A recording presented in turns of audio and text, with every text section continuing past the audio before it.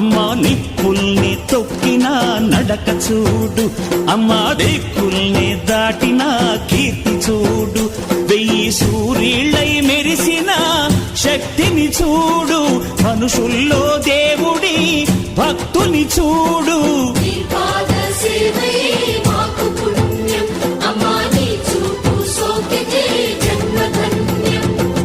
అమ్మా భవాని లోకాల నేలే ఓంకార రూపమమ్మా, తల్లిని మహిమల్ని చూపవమ్మా.